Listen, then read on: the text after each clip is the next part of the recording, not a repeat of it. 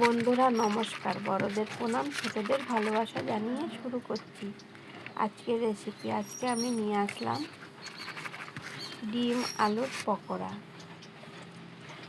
আমি ডিম দিয়ে আলু দিয়ে কি করে পকোড়া তৈরি করলাম সেটাই শেয়ার করছি। পকোড়া বা বড়া, দেখুন তার জন্য লাগছে কি কি। কারি পাতা নিয়েছি, এটা আমার বাড়ির গাছেরই কারি পাতা, বাড়িতে আছে গাছ। আর লাগছে আলু, লাগছে সেদ্ধ ডিম, আর লাগছে পেঁয়াজটা কেটে নিয়েছি। এবার আমি গ্রেটার দিয়ে গ্রেট করে নেব।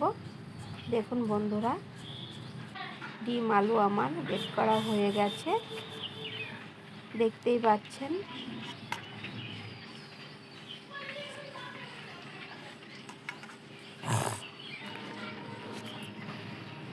দেখুন বন্ধুরা, এবার আমি হাতে করে মেখে নেব। আর কি কি লাগছে দেখুন, কি কি দেব। কারি পাতাগুলো দিয়ে দিলাম। বন্ধুরা, আমার ভিডিও যদি ভালো লাগে বন্ধুদের সাথে শেয়ার করবেন আর আমার পাশে থাকবেন। দেখুন বন্ধুরা, পেঁয়াজ দিলাম, কারি পাতা দিলাম, কালো জিরে দিলাম, মৌরি দিলাম, জিরে দিলাম। এবার দেব আমি বেসন, অল্পই দেব, 3 চামচের মতন দেব। আপনারা চাইলে বেশি দিতে পারেন, বেশি আমার ভালো লাগছে না তাই দিলাম না।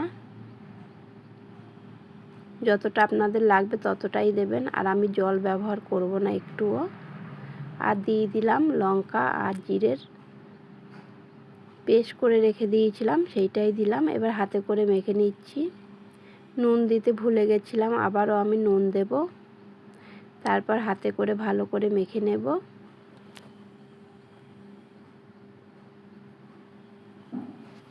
ভালো করে মেখে নিতে হবে, হাতে করেই মাখতে হবে।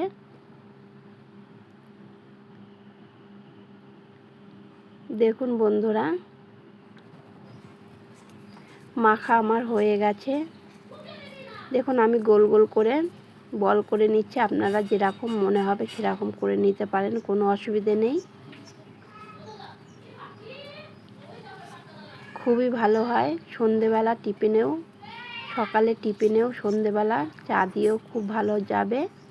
এরকম করে যদি পকোড়া করে নেন, ছোট থেকে বড় সবারই ভালো লাগবে।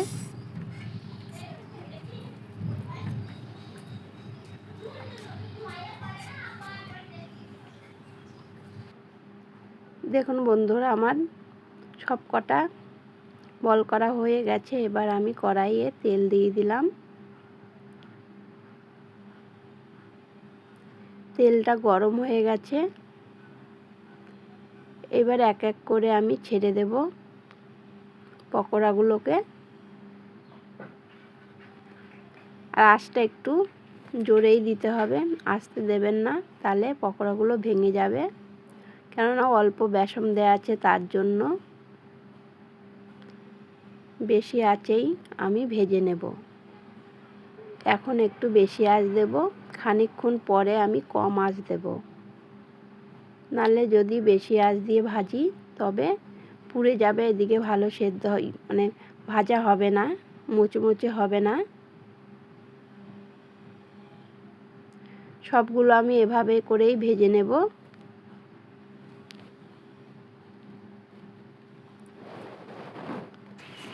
দেখুন বন্ধুরা, আমি এবার উল্টে নেব। এবার অল্প আঁচ দিয়ে দিয়েছি, উল্টে নেব।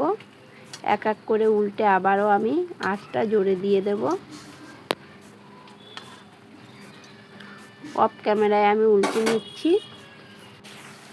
দেখুন আবারও আমি জোরে দিয়ে দিলাম আঁচটা। এরকম করে ভেজে নিতে হবে। কেমন লাগলো পকোড়াগুলো কমেন্ট করে জানাবেন। দেখুন বন্ধুরা, আমার পকোড়া ভাজা প্রায় হয়ে গেছে। আর পকোড়া ভাজতে ভাজতে সব খাওয়াও হয়ে যাচ্ছে। আরও ভেজেছিলাম, সেইগুলো আর দেখানো হয়নি, খাওয়া হয়ে গেছে। যে কটা লাস্টের কটা আবার দেখালাম। নমস্কার বন্ধুরা, আবারও আসবো অন্য একটা রেসিপি নিয়ে।